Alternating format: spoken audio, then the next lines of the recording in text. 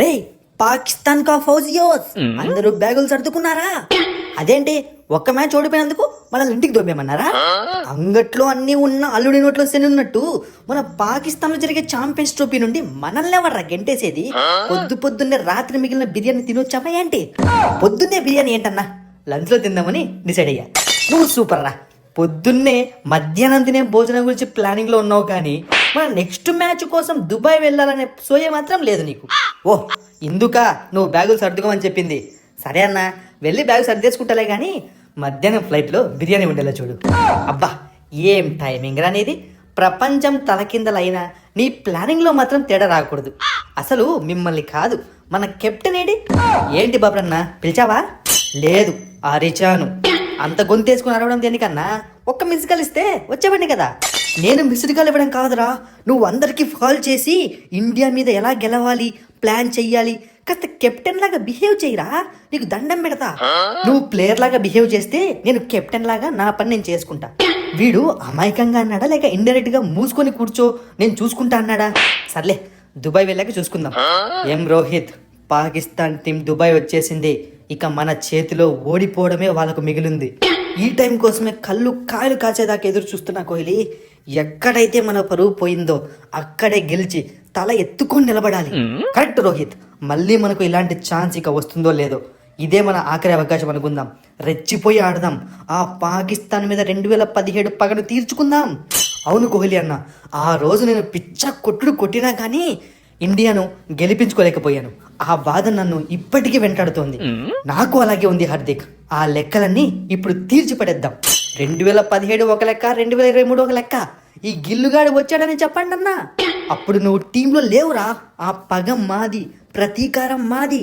దాన్ని తీర్చి 130 కోట్ల ఇండియన్స్ ను తల ఎత్తుకునేలా చేయాల్సింది కూడా మేమే అన్నా. మీ తర్వాత టీమిండియాలో ఆడడం అంటే మీలాగా బ్యాటింగ్ చేయడం కాదన్నా. మీ బాధలో, రివెంజ్లో అన్నింటిలో మేము పాలు పంచుకుంటాము. షబాష్ రా గిల్లు, అదిరిపోయి మాట చెప్పావు. నువ్వు తగ్గద్దు. బంగ్లాదేశ్ మీద కాదురా, పాకిస్తాన్ మీద కొట్టరా మరొక సెంచరీ. రేపు చూపిస్తా అన్నా గిల్లుగాడి బ్యాట్ పవరు. పాకిస్తాన్ పారిపోయేలా చేస్తా. ఏంటి కోహ్లీ, మీ పిల్ల ప్లేయర్లకు బాగా మోటివేట్ చేస్తున్నట్టున్నావు. పాకిస్తాన్ మీద పోటీ అంటే మా వాళ్లకు ఆటోమేటిక్ గా రోషం వస్తుంది. దాన్ని ఎవరు నూరిపేయాల్సిన అవసరమే లేదు. మీరు రోషంతో ఆడినా, రెచ్చిపోయి ఆడినా గెలుపు మాదే. 2017 ఫైనల్లో 180 రన్నులతో గెలిచాం. ఇప్పుడు అంతకు మించి 200 రన్నులతో గెలుస్తాం. బాబరన్న, ఒకవేళ ముందు వాళ్ళు బ్యాటింగ్ చేస్తే ఎలా? నువ్వు ఒకడివి చాలరా నన్ను దొబ్బడానికి. నేనేదో ఫ్లోలో వాళ్ళకు ధమ్కి ఇస్తున్నా, నువ్వు మధ్యలో దూరి నన్ను ఎదవని చేస్తావు. ఎంత కష్టం వచ్చింది బాబర్ నీకు. అయినా ధమ్కి ఇస్తే భయపడ్డానికి ఇక్కడ తూతుంబురుగాళ్ళు ఎవరు లేరులే.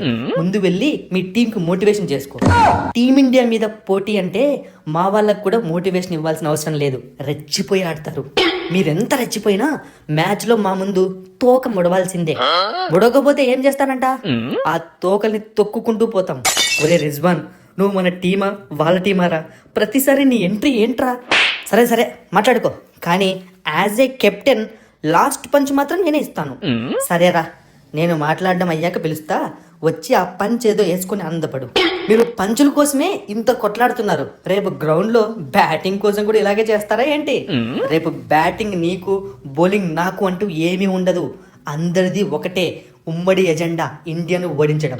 ఇంతలా కలలకు అంటున్నావు.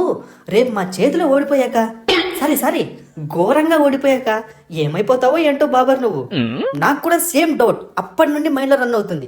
బయట కంటే ఎక్కడ ఏడుస్తావో అని ఊరుకున్నా. ఒరే రిజ్వాన్, వాళ్ళకంటే నీ దొబ్బుడే నాకు ఎక్కువైందిరా. ప్లీజ్ రా, ఇక్కడ నుంచి వెళ్ళరా. నేనెందుకు పోతా? నేను కెప్టెన్. అయితే నువ్వే మాట్లాడుకో, నేనే పోతా. కోహ్లీ బ్రో, రేపు మ్యాచ్ లో కలుద్దాం, బాయ్. సరే పో. ఇప్పుడు చెప్పురా రిజ్వాన్, నీ బాధ ఏంటో. రేపు మీ మీద గెలిచేది మేమే. ఇది చెప్పడానికేనా నీ నసంతా? ఇప్పటిదాకా ఆ బాబర్ గారు చెప్పింది కూడా ఇదే కదరా. నేను కెప్టెన్, ఏదైనా చెప్తే నేనే చెప్పాలి. ఆ బాబర్ ఎవరు చెప్పడానికి? సరిపోయారా బాబు, ఇద్దరికిద్దరు. అలా సాగుతుంది మీకు. వెళ్ళరా ప్లీజ్.